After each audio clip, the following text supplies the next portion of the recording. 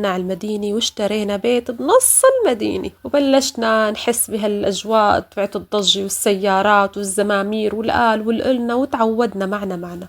وأنا تسجلت بمدرسة جديدة وبلشت أتعود شوي شوي على الطلاب واللي بيتمسخروا واللي بيعملوا، بس كنت قد حالي وقوية وقدرت أثبت وجودي بيناتهم. إيه لك يعني كان في وحدة كتير تحط حطايا على أنت ليش هيك بتحكي وأنت ليش هيك لهجتي. إيه مرة ورا مرة عبيت الجرة، آخر مرة حطيتها تحت رجلي ودقيتها قالت لي تقوم ما تقعد، ربيت فيها كل الصف.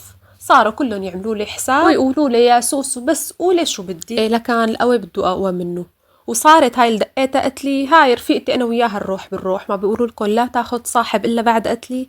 المهم هاد يا مرحومين الوالدين، أنا بعد ما صرت بصف التاسع بعدين على هالبكالوريا والحمد لله كانت أموري تمام يعني وماشي، بلشوا ببنايتنا الطابق اللي تحتنا بلشوا شوي يجوا هيك دهانين نسمع أروشي، هو البيت تحتنا كان فاضي، نسمع أروشي بعدين هالدهان ويغيبوا شهر اتنين، بعدين بلشت الأمور كتير هيك تأسرع. أنا فوت وأطلع على هالبرندة شي مفوتين برات، شي غسالي، شي عفش بيت، شي موبيليا، والله وشغلات كلها حلوة وجديدة، وكنت تابع وراقب وما في غير أمي من جوا تقول لي فوتي درسي بكرة ما بيجيكي بالامتحان، كان كنباي فوته وكان براد. يا أردي يا سعداني فوتي درسي.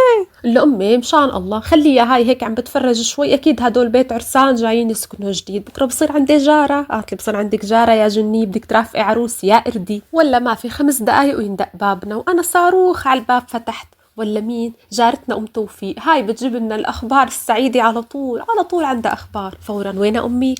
تفوتي فوتي تفضلي.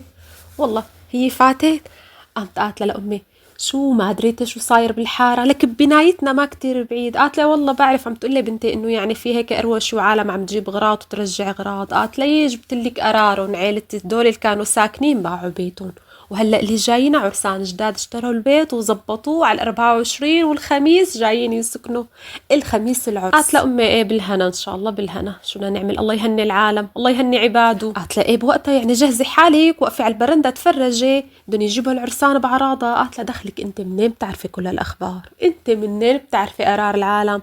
قالت لي من مصادر الموثوقة. هلا مانك جاهز الخميس؟ قالت لا شو العرس عندي الخميس، خلص يجوا 100 اهلا وسهلا شو بدي اعمل لهم يعني. قالت للجاره لامي دخيل الله شو خلقتك ناشفه سبحان الذي خلقيك. انا طلعت بالجاره وهزيت لها براسي، ولا امي زورتني شو زوراه يي صار لوني اصفر، رقدت على المطبخ عملت لهم ماركة قهوه وابريق قهوه مشان تنسى اللي صار. واذا وصلتوا لهون لا تنسوا انتم عم تشربوا القهوه او المتي او الشاي او اي مشروبكم المفضل، المهم لا تنسوا اللايك والاشتراك بقناتكم.